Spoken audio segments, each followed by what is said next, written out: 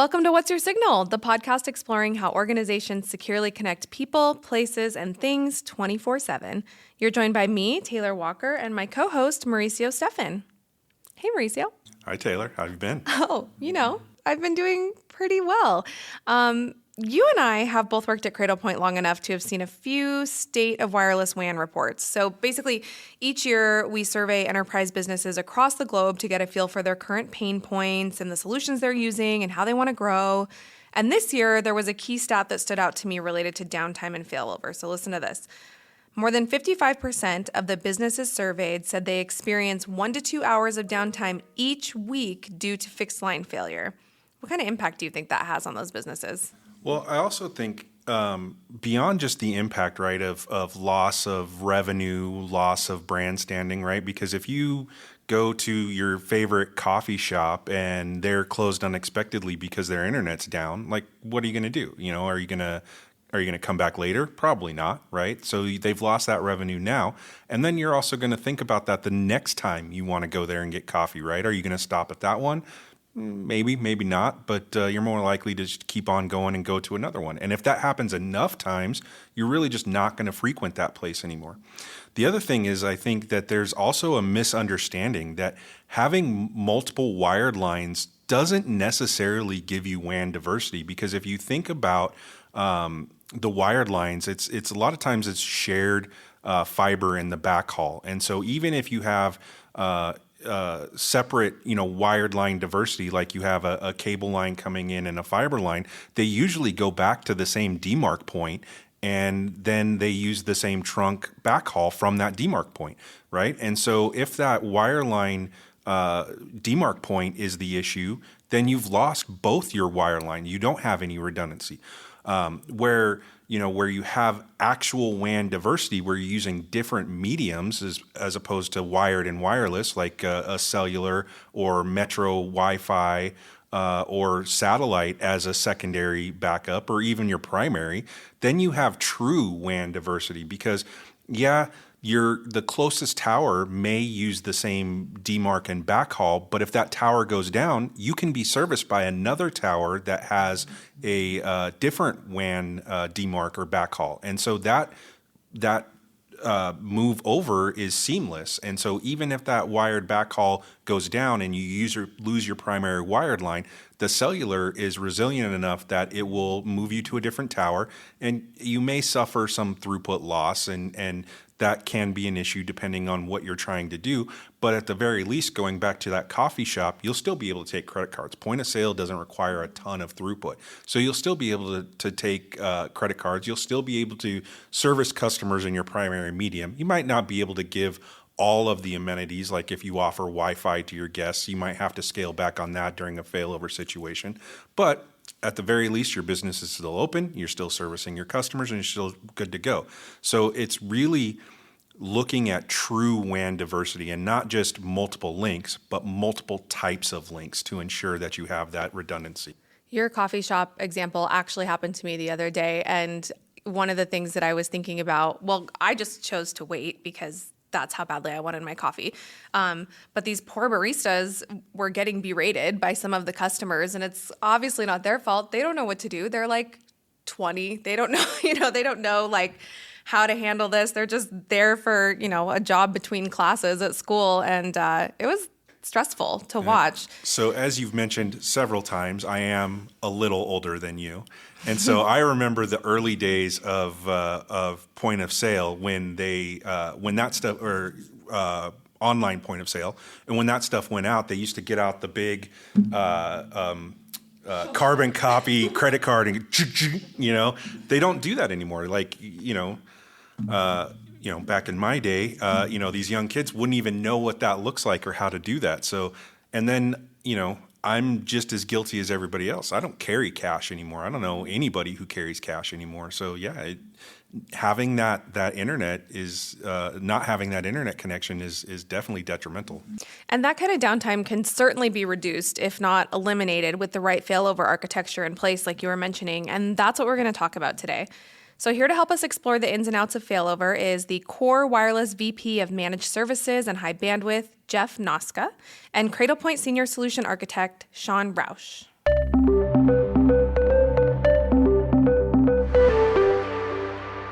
So today we're talking about downtime and failover. So those horrible moments for businesses when connectivity and time and sales and literally everything just stops. um, and as we kind of ease into this topic, I'm wondering if you guys have any failover horror stories or even just like analogies about it that you've heard throughout your career or experienced. I'd love to kind of get some of those out. Yeah, the worst situation I've seen is when one of the major US networks, their landline network went down for an entire region of a state. So it took down about 4 cities all at once. And it took down their wireless stuff as well, right? So like there was just massive outages for all types of people because it was the fiber and it's not the typical, fiber cut or something like that that's so common. This was a massive network outage. And businesses went down for it was almost an entire day that it was down. So factories, retail, like just the internet's basically down, except for those who had built the right wireless solution and had carrier diversity going. They were actually up and could sell gasoline, right? You couldn't buy gas in many places in the state that didn't have the right type of solution. So you asked for a horror story. That's the worst I've seen. Yeah, I would think so. Shawn, any you have? Yeah, before coming to Cradlepoint, I ran global networks for a Fortune 50 retailer, and we had a critical site in Manhattan that acted as a hub for all of our design offices scattered throughout the city. We spent literally tens of thousands of dollars ensuring wire redundancy to the site. I mean, diverse fiber paths, separate building entrances, diverse carrier routes, etc., all connecting to 2 redundant data centers. Fast forward 36 months or so, and one afternoon, the entire site, and therefore all of the other Manhattan sites, just dropped off the network. It turns out that over the years of carrier maintenance and circuit grooming, our diverse network paths were routed into a single point of failure. So it almost sounds like a cliche, but we were the victim of a backhoe. Thankfully, the outage occurred late on Friday afternoon, so services were restored over the weekend, but impact could have been much, much worse. A little closer to home, went out to dinner just last night. The restaurant's computer systems were down, forcing the handwrite orders, handwrite credit card receipts. They didn't even have the old style swipes or anything. They literally were handwriting everything. And the kitchen staff, the wait staff were all overwhelmed. They had to stop taking to-go orders. Big part of their business is DoorDash and the like. So, that's real time, and literally last night. I think that's funny. I think all of us have experienced someone at a restaurant saying, "Do you guys have cash?" Yeah. No. Yeah. We were just talking about that earlier about how none of us carry cash anymore. And it's, but in situations like that, you're kind of a hero. You're like, I'm the only person that can maybe get service right now. So, Shawn, you mentioned I tipped in cash. Yeah. You mentioned the old style swipe, credit card that hold the old carbon copy thing. The funny thing is like we're even at a point where we're almost removed from that because I still carry a credit card, but most places I do tap to pay, which means I don't even have the physical card on me anymore. I just have my phone and try and tap to pay, which makes having that redundant connection even more important as we get away from even cash, but even physical cards. Right. Yeah, I was chatting with the manager, and needless to say, it was pretty big impact to them, both from the patrons that were having to wait longer, and all the people that were turning away for to-go orders. So, absolutely. So when we're thinking about some of these network downtime scenarios, I'm curious to hear from you guys what some of the most common causes of those are. I know at Cradlepoint we did a story once on GR Energy Services, and they really needed connectivity for these highly specialized vehicles in remote oil well locations. But spotty service was, one of their top reasons for downtime. Is that still the case? And what other reasons have you guys seen for network downtime? I think a lot of places the stereotypical answer is, fibers cut, backhoe Joe type of situations, but there's just a lot of the local providers just have network outages. I don't see as much cut cable anymore because there's a lot of thought around that, right? That still definitely happens, but the most of the outages that we see are just there's a truck ran into a local switch that connected the entire neighborhood together, or just a general service disruption from that cable, DSL, or fiber provider. Yeah, in my experience, it's almost always an issue with that last mile, right? That connectivity to the actual site. And really, that's because most network circuits are still depending on aging copper wire infrastructure. Even it might be fiber on the backhaul, but to deliver it to the site, that's these ancient copper plants that are regularly maintained but are decades old. Yeah, and Shawn, fiber is not always the best solution if you don't install it correctly, right? Because the moisture accumulates where that glass is touching glass because they didn't insulate it appropriately or something like that. And that requires a fair amount of time to troubleshoot because the network providers assume that everything was done well, and it's still something physical at a particular site or at some sort of switch. Does that almost put companies at more of a risk depending on where they're located? So I didn't know that about fiber and how things like moisture can accumulate.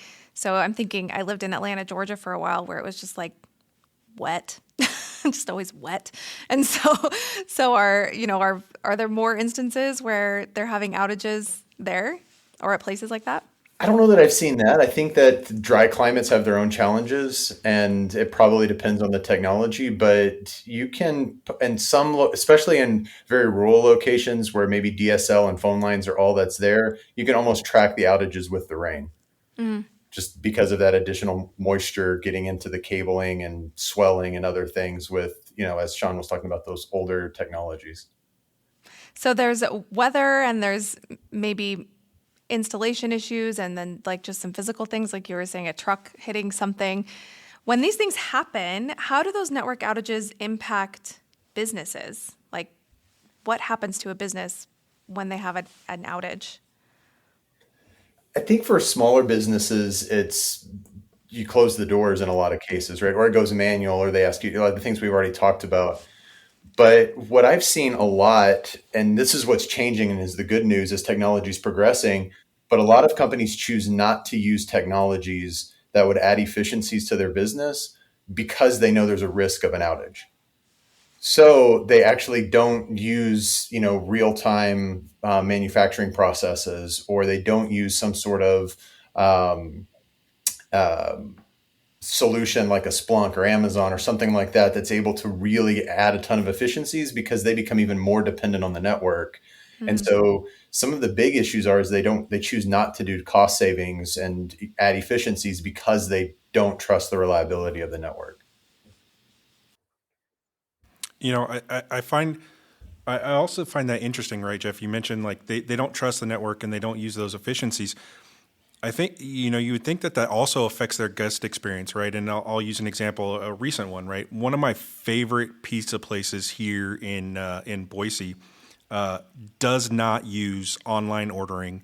They do not use, ticketing systems. They definitely have credit card readers and stuff like that. You have to legit call and place a pizza order and give them your credit card number over the phone, like it's the Stone Age. And even though it's my favorite pizza place, I hesitate to order from them because it's just not convenient. Because some of the bigger places, some of the bigger national chains, you can go online, you can order it, you can track it online, you can pay for it. You feel secure in providing your credit card information on the website because it's got that security built into the PCI compliance built into the website.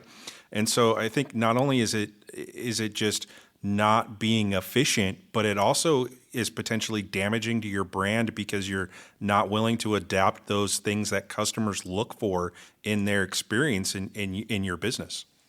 Reputation is so important. I know we have a customer that's Henley Enterprises, and they own the Valvoline oil franchises. And they were finding that recurring outages were driving up wait times, and then people were leaving really bad reviews for these locations, and then ultimately they lose profitability. So, well, and in a lot of cases, your competitor's right across the street. I've done a lot in, the convenience store oil and gas space, and there was a customer had an outage across all their sites because of a cybersecurity thing, but the same thing happens with network outages, right? And they had to close down for like 3 days, right? And so what happens is, well, people still need gas, so they go next door and they find out that actually I like the Coke machine next door or the speed of checkout next door, because we're, as humans, we're loyal creatures and we just go with what we know. And then you force your customer to make a choice. And so instead of going to one oil change, you go right down the road and you're like, oh, their customer service was better. But you were good enough until you had an outage that caused the customers to look elsewhere. Yeah. When thinking about outages, I think it's also important to consider the worst case scenario in addition to that kind of day-to-day impact. At the retailer I referenced, one of the brands did a full 2% of their annual sales on Black Friday. And with 1%, a little more than 1% coming in just in the peak hour. So an outage during that time could have been, catastrophic to the bottom line. And then back to the topic of customer satisfaction and consider employee satisfaction as well, right? I'm sure I'm not the only one to walk away from a purchase because the registers are backed up into the store. Right? We've all experienced that. I think there's two kind of the places where failover has been thought about for a really long time, right? Like think manufacturing plants and warehousing, where they do a ton of due diligence on, trenching new fiber to make sure they come into different parts of the building. And they've been thinking about this for a really long time, but eventually they'll still connect back somewhere usually, right? And where there's cheapest real estate, that's where you have the least amount of redundancy on the back end network, right? And specifically on cellular, you have the ability, almost always there's a lot more redundancy in those systems and a lot more diversity in those systems. This goes back to what I was talking about earlier, where these larger type facilities, for the longest time, a wireless backup was just not an option because you just couldn't get the reliability, you couldn't get the speed, things like that, where it's always made sense. It's made sense for, way over a decade for retail and those types of situations. But now we're able to actually look at providing true wireless diversity and true network diversity in the large enterprise space. And I think right now we're in the middle with 5G of a game changer where, as I said, new technologies can be looked at, new things can be implemented because there is much more comfort and the ability to back up to have that third or fourth connection for these larger type applications. And I'm curious, you were saying kind of how things were done before. How did companies address downtime a decade or two ago? We talked about like the shunk, like the credit card machines, but what happened? Often from a network perspective, it was dial up using modems and analog telephone lines. And because that offered such limited bandwidth, you can only really protect critical traffic like credit card transactions, things of that nature. Some business may have added a secondary wired circuit, but often that was considered cost prohibitive, especially at these companies that have dozens or hundreds of sites, right? Or if they're in any sort of rural area where there's only one provider available. So then let's get a little bit deeper into how companies are preventing and addressing downtime today. So Jeff, you'd mentioned, maybe having 3 or 4 different connectivity types. I know we have a customer in Australia that had some WAN outages that really had like a devastating impact on their ability to process millions of transactions per week. And they implemented a 5G failover connectivity for all of their stores and distribution centers, and that really mitigated some of the network downtime. And they also, with the cellular solution, had the ability to facilitate out-of-band access for offline troubleshooting, which I think is a bonus. But I'd love to hear from you guys. Tell us a little bit about how companies are addressing downtime today. But that out-of-band access you mentioned can not only protect as an alternate path, but can help reduce the time of downtime by facilitating ability to resolve issues without sending a technician on site. So not only is it usually a faster time to restore, but it saves the cost of sending a technician out there. Right, that truck roll typically costs $250 to $300 a site visit, and that adds up quickly over the course of the year. Yeah, I think maybe a shift from thinking about network downtime to application downtime, right? Because again, if we go back in the Wayback Machine, which isn't that far back for some of us, You said, what did people do? Well, they either had dial up or, 2G, 3G, even, some of the first 4G stuff where you could back up your credit cards, but that's about all you could really rely on, right? But now in the retail space, you have all the online ordering that we were talking about. Loyalty applications are huge business, both for maintaining that loyalty, but also understanding your customers, understanding what they like and what you should be stocking in the stores. And when you miss that application's ability to communicate, and that's where having better throughput, especially on the upload, is necessary to back up those applications. We're in a world now where Teams is not, and Zoom and everything else, those are not optional services, right? They're critical. And so, yeah, I can still place an order for my inventory, but my employees still need to be able to talk to their customers, talk to their suppliers, vendors, collaborate together. And having that downtime is super problematic, right? So great, you've got some network redundancy and network path redundancy, but do all the different paths support all the applications you need to do? And so companies really need to think about not just what happens when my network goes down. They really need to think, okay, which applications are most critical to me? And then you can start doing a cost benefit analysis, right? Because a warehouse that has 10 gigabit fiber circuits coming in, or I should say manufacturing, like an auto manufacturing where that's the norm. In retail, you can't have 2 gigabit fiber connections with redundancy coming in. That doesn't make any sense from a cost perspective, right? So you start have to saying, all right, what is enough to provide my mission critical applications as those mission critical applications start to grow as companies institute new technologies? Jeff, we you mentioned that, and we are focusing on retail and manufacturing, and we've talked about those things. But I also think you mentioned application redundancy, and you called out Teams specifically. Just looking at your background and Shawn's background, obviously you both are working from home. You both are in critical roles for your company. So it starts to make, consideration for failover or redundant links for remote employees starts to become something that you have to think about, right? Is because especially, critical team members or people who are critical to making decisions or in critical path kind of roles, as we move into that hybrid or remote work environment, the standard consumer grade internet connection might not just be good enough for those employees, and companies may need to start thinking about how they offer redundancy to their employees as well. No, I think and I'll use an anecdote that just happened to me like 2 weeks ago. Is my fiber connection went down. So fiber goes down too at my house.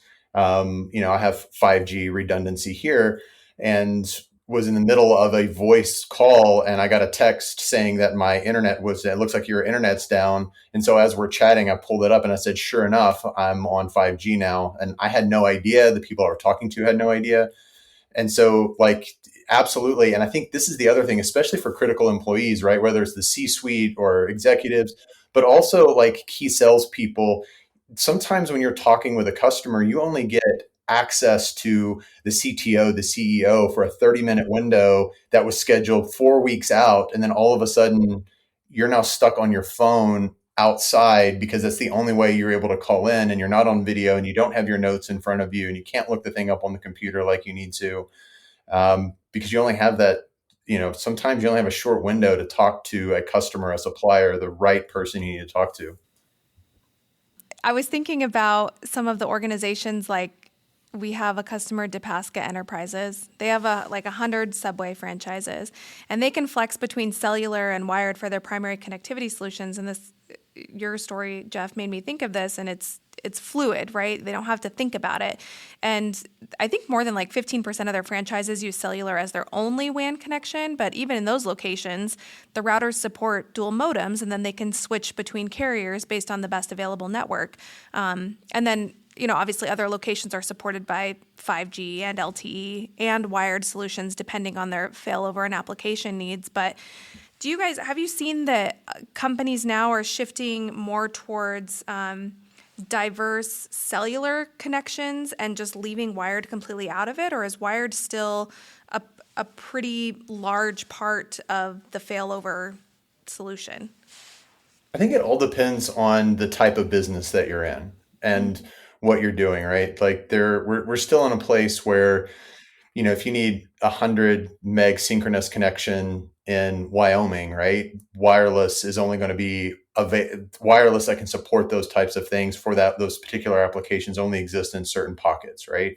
If you're in downtown Atlanta, it's no problem, and customers are absolutely switching and just being purely wireless. So I think it's really use case dependent.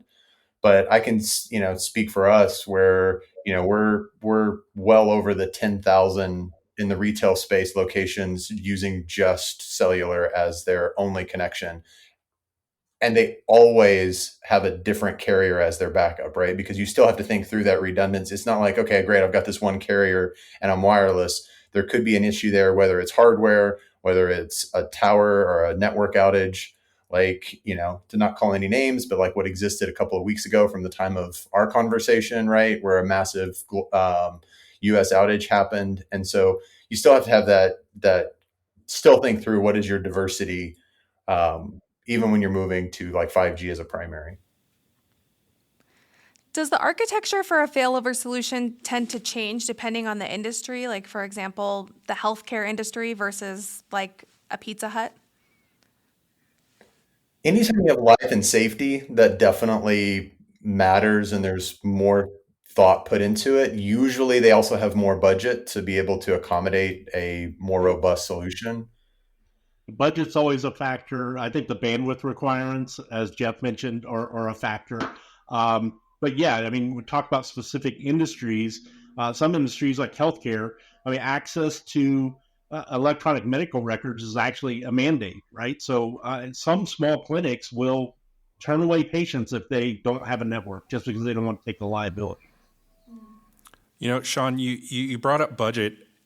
How are companies, kind of justifying that cost, right? Is like, we talked a lot about the financial loss. We talked about, loss of the customers right then. We talked about loss of brand reputation or customers not evaluating different choices because they are loyal, like Jeff said, and that outage makes them evaluate another choice. So you might lose a customer permanently. Like, how do you rationalize those costs? And along with that question, I wanted to bring in something else that you said, is that out-of-band management, are there secondary use cases for redundant links that can help offset those costs? Yeah, I think that's important to consider all of the potential benefits when you're building that ROI or that cost model, right? Oftentimes it takes an outage for your end customer to realize that, wow, this has real impact to my business, right? So whether it's, as you said, it's a loss of reputation or hard costs, sometimes they have to learn through the experience. Yeah, and I think the other side is it goes back to what technology do you want to have in your businesses, right? So if we use a real life retail customer, they've understood the necessity of backing up credit card payments and all of that now for 10 plus years, right? So especially, I assume a lot of the people listening to this, they understand the need. There's a realization that, yep, we've got some network diversity needs, right?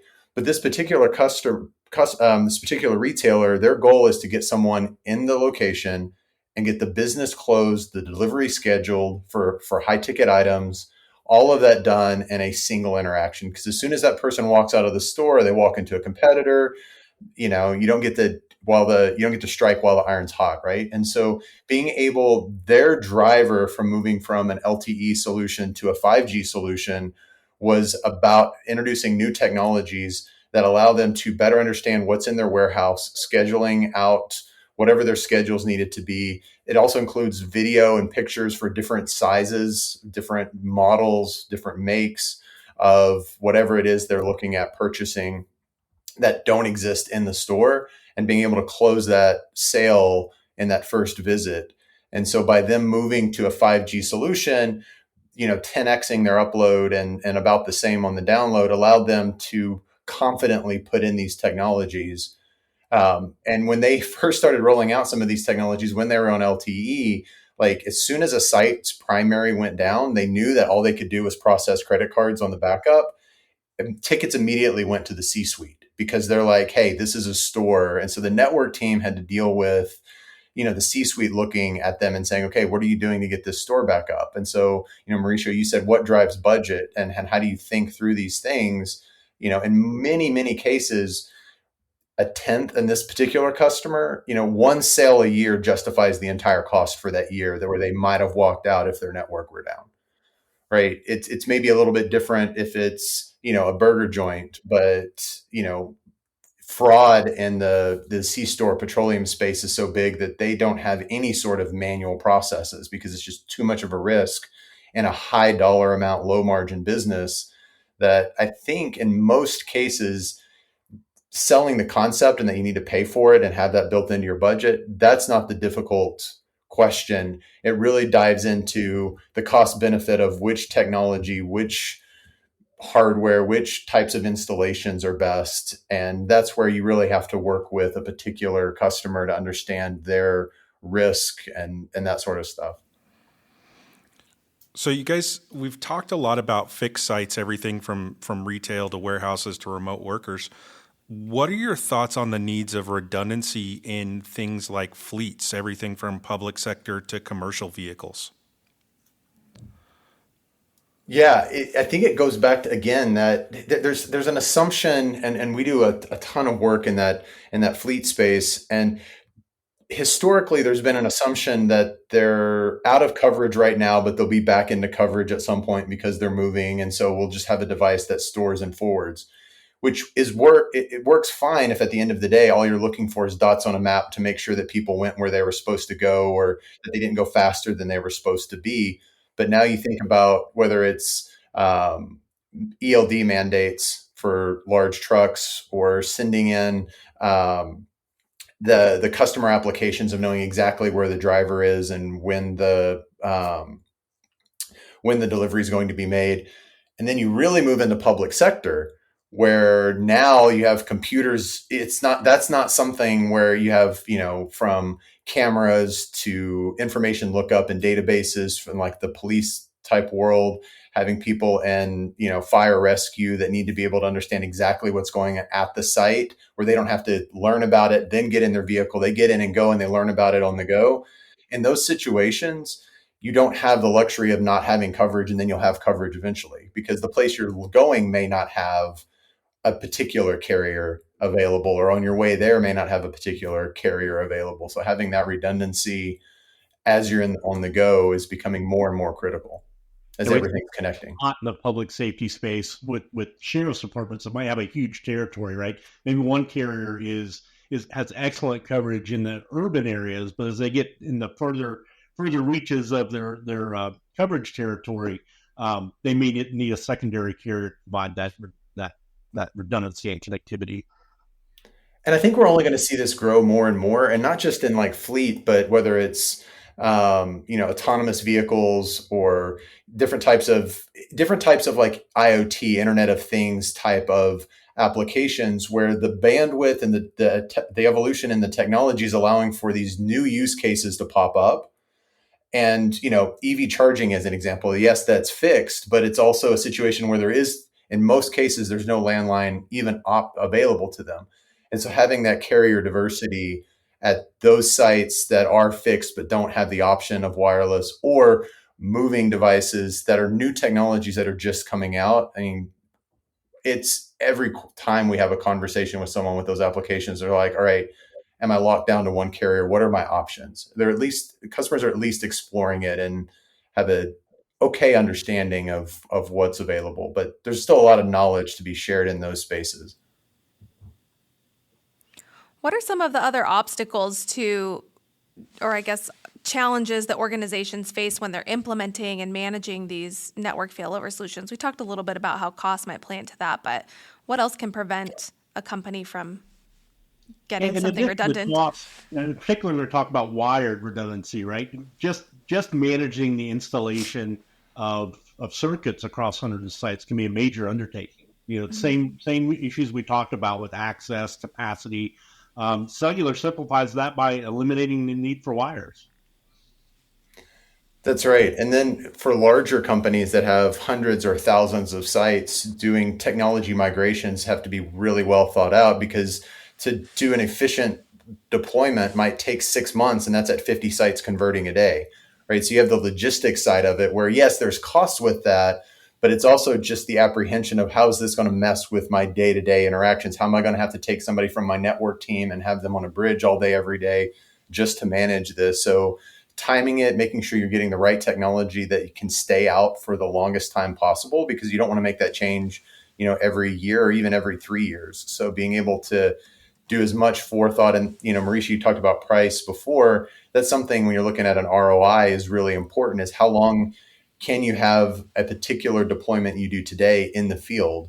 And as we say, bleed that asset so that way we don't have to make a change in 2 or 3 years from now. We might save money today, but it's not enough for the future.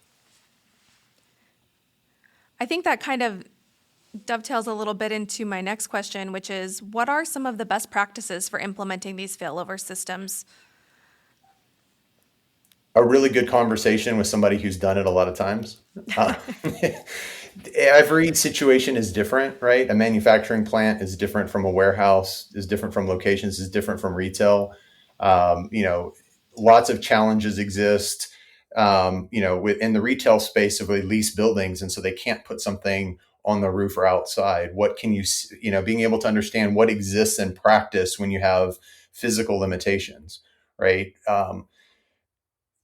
Some of the best products out there are like PoE powered, right? So they can be put anywhere in the location, but maybe you're in New York City where running cables across during business hours or even after business hours requires, union, OSHA, everything else has to come in just to run a 300-foot cable or a 100-foot cable, right? And so being able to understand best practices, where do devices need to sit? How do they need to be installed? Again, indoors, outdoors, building that out. And it comes down to just solving for what makes sense for that individual customer, because the options are limitless, and there's usually an ideal, and the ideal is rarely feasible because of something. Yeah, to Jeff's point, not one size fits all, right? And I think it's important to know the business requirements, right? And the failover times necessary to meet those business requirements. I mean, an active solution, that's ideal. That may or may not be possible, right? For instantaneous failover. And maybe that's required in certain businesses, such as stock trading or call centers, things of that nature. But for most applications, even applications such as video conferencing or Teams we mentioned earlier, a few seconds failover is often acceptable. So it's really understanding the business need before you try to design a solution. Yeah, absolutely. Yeah, to your point, Jeff, you never know what might impact their design. And I think Shawn might be familiar with this customer, because I remember a couple of years ago we had a customer who their strict design aesthetic inside the store limited what you could do, right? And you mentioned it was also a lease building, because this store was typically found in malls. And so it became very challenging, but because they realized they needed the redundancy. But there were a lot of challenges between the leased space in the mall, their strict design aesthetic for their store, became challenging to do those things. So you're right. Every scenario is different. And so it's not just, it's not just a one size fits all. It's finding a partner who can be flexible in designing that solution for you. Yep. I was that customer at the time that Mauricio. How simple is it to test and validate these solutions to make sure that they're functioning as intended during a real-world outage scenario? I think that's actually pretty easy, right? Like, I mean, you guys have great videos online. I don't know if they're still there, but I remember back in the day where you had the videos where somebody's just taking scissors and cutting the cord, and you're just watching the pings go through, right? And yep, it works, right? But I do think it goes back to every customer is different. And so, what does their network infrastructure look like, right? Is the failover device handling the failover because it's a really simple firewall router, something like that in the store? Or is it a very sophisticated 4 or 5 WAN type of device that has all types of redundancy built in, and making sure those configurations are right and all of that? The good news in those situations, usually there's very competent networking people involved in those. But yeah, it's working with a particular customer, and then it's not just validating that the technology works, but that it works in the real world. And so, proof of concepts for new technology is obviously super important. But I would say that wireless failover is one of the easiest technologies to actually implement in practice when it comes to, I think, Shawn, you said earlier, just the fact that you remove the cables or you have a single cable, right? And technology on the networking side has gotten a lot better, from different firewalls and routers, being able to handle multiple WANs and how they handle the failover between those has become much more sophisticated. So it has simplified compared to what it looked like 10 years ago. And on top of the current sophistication, I mean, what do you guys feel are some of the emerging technologies that are kind of shaping the future of failover and downtime mitigation? I see, obviously, the transition to 5G, but I'm actually going to reframe the question. And I think that, like, for every time we create something that makes it better, there's a new technology on the back end that makes it harder for some reason, right? There's some new technology in a retail location or in a factory or in something like that that's like, okay, now we can't be down for more than 3 seconds isn't good enough. We've got to be down for less than 2 packets, right? And there are technologies absolutely out there that can handle those types of things, but it just requires more forethought and more thinking through how you're actually going to design it. The good news is for 95% of people who need network redundancy, like, again, we keep talking a ton about retail, that's pretty easy. It's really just about getting the right, the right speeds to support the right applications and having that application diversity. But in a lot of places where wireless was never considered before, it's now being considered. And that's pushing the envelope more and more, because you do have to have like less than a 3 packet or no packet loss, right? Like there are customers out there that have 0 packet loss requirements for their failover solutions. And the good news is the technologies that solve that exist and they're readily available, but they're not well understood yet because it is emerging technology, especially for the most extreme enterprises, right? You talked about like stock traders. They know how to do that, right? Like, and they also have the money to do that. And they've been doing that for a long time. But for a lot of companies, they're pulling in technologies that have these requirements and there's not a lot of understanding. So a lot of time is spent on the education of, yes, you're adding in new requirements, but then yes, there's technologies that can mitigate those. Yeah, I think speaking of emerging technologies, maybe it's better to say re-emerging technologies is satellite, right? So for years, satellite, VSAT, and other technologies were used kind of as a failover mechanism of last resort. They were slow, laggy, very expensive.